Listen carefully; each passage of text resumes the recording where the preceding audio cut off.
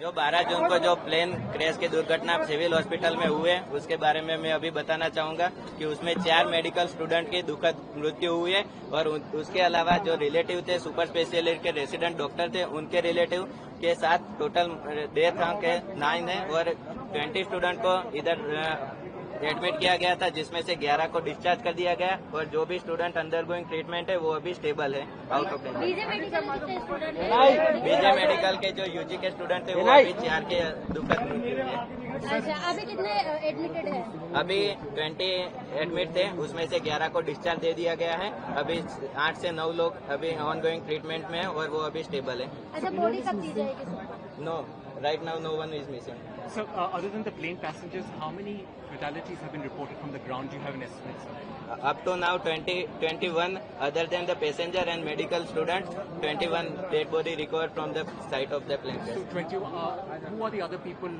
Do you know? Do you have an idea? Right now we are working on it and DNA sampling testing are working on it and it is going on at Kasoti Bhavan, BJ Medical College. After 48 hours the DNA sampling report will come and we will try to find out. DNA sampling Hindi में ही बता दीजिए, DNA sampling की प्रक्रिया कैसे होती है और body परिजनों को देने के लिए अमूमन समय कितना लगेगा? डीएनए सैंपलिंग की प्रक्रिया अभी बीजे मेडिकल कॉलेज में कसौटी भवन में चल रही है जो 48 आवर के बाद रिपोर्ट आएगी। जो 242 जितने पैसेंजर थे उनके सभी परिवारजनों के आने के बाद डीएनए सैंपलिंग के सबके रिपोर्ट आने के बाद पता चलेगा कि कैसे आगे कार्यवाही होगी। यहाँ पे अभी थोड़ी देर पहले 48 आवर कुछ परिजन आए थे, गुस्सा थे, उनके लिए क्या कहेंगे? तो अभी डीएनए सैंपलिंग में 48 आवर लगेंगे और ये अभी इतना जल्दी में हो रहा है तो उसकी वजह से थोड़ी अव्यवस्था हुई होगी, लेकिन उसके लिए अभी डॉक्टर की टीम चालू है। रात दिन काम पे लगे हुए। जैसे ही 240 तक सैंपल इकट्ठा हो गए हैं, जैसे ही रिपोर्ट आएगी उसके बाद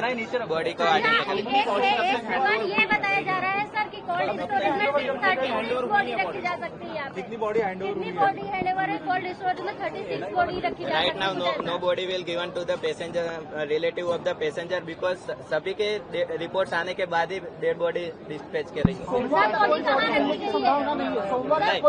पूरे रिपोर्ट आने के बाद ही पीएम रूम से और पुलिस परमिशन के साथ ही बॉडी को डिस्पैच किया जाएगा। डीएनए सैंपलिंग में क्या दिक्कत आ रही है? 48 आवर्स दिक्कत क्या आ रही है सर, जिस वजह से टाइम लग रहा है सर? रिलेटिव आ रहे हैं, रिलेटिव आने के बाद सभी के सैंपल आने के बाद कर सकते हैं कि एक रिलेटिव आ गया उसके सैंपल के बेसिस पे बॉडी नहीं होंगे, इसलिए जो डीएनए सैंपल लेके गए उनको कितना समय लगता है? जल्दी नहीं हो सकता है कि डीएनए 48 आवर्स तो 72 आवर्स लगते हैं।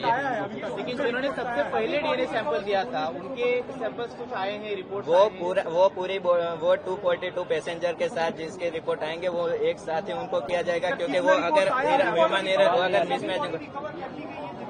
कितनी बॉडी मिली?